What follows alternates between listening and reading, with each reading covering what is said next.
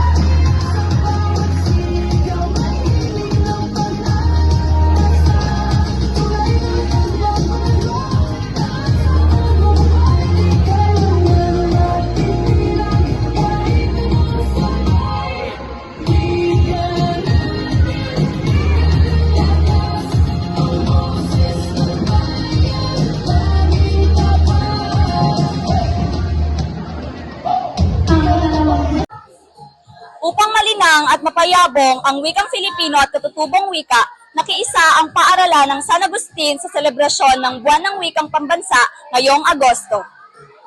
Nagkaroon ng iba't ibang patimpalakang paaralan upang maipamalas ng mga mag-aaral ang kanilang natatanging galing sa paggamit ng wikang Filipino, gaya ng infographics, digital posters, tagisa ng talino, paglikha ng bidyokasiya, buwan ng Agosto, Ating alalahanin ang kahalagahan ng wikang Filipino at mga katutubong wika sa pagbuo ng ating pagkakakilanlan bilang mga Pilipino. Ngunit tuwing Bayani ko, kawangis ko. Magandang umaga sa inyong lahat.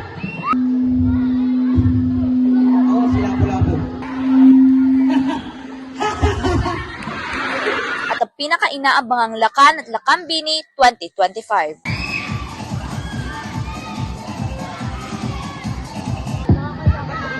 Ako, si Joshua Edrigan Fernandez, ang inyong lakad bilang isa. Magandang umaga sa inyong lahat. Ako si Princess Ann Pimentel, Lakambini bilang 5.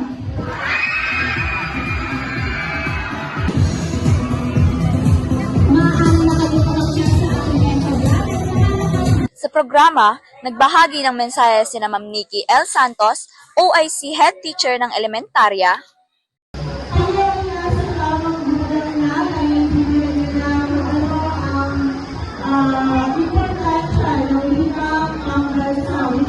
at Dr. Pipito L. Naco, Punong Guro. Sa paligsahan, nagkamit ng unang parangal para sa paggawa ng digital poster si Gia Carmina S.J. Cristal ng ika-8 baitang pangkat platinum. Si Gracia Red Palong Diaz ng grade 11 ambassador naman ang nag-uwi ng unang pwesto sa paglikha ng infographics. Sa tagisan ng talino, higher category, nanguna ang mga mag-aaral mula 12 Aristotel na sina Christine Arugar at Angela Calixtro. Sina Wong Ezekiel at Crivelin Arugar ng 9 loyalty para sa lower category. Pinarangalan naman sina Desiree May Laurel at Clifford G. Servitilio bilang pinakamahusay sa paggawa ng video kasiya. Naging mas angat ang paggaya ni Joanne B. Fernandez, grade 9 loyalty, bilang General Luna sa paligsahang Bayani Ko, Kawangis Ko. Hinirang si Josh Edric Fernandez ng grade 7 Genesis bilang Lakan at Princess Ann Pimentel ng grade 10 Newton bilang Lakambini 2025.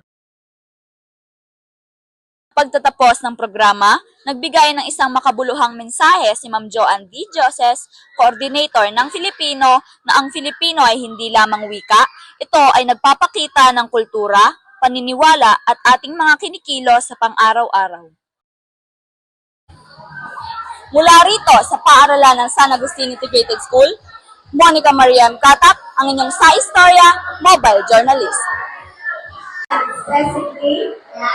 Narito tayo ngayon sa San Agustin Integrated School para sa pagdiriwang ng Science Week na may temang Inspiring the Infinite, Inspiring the Future, with the transformative strength of science and mathematics.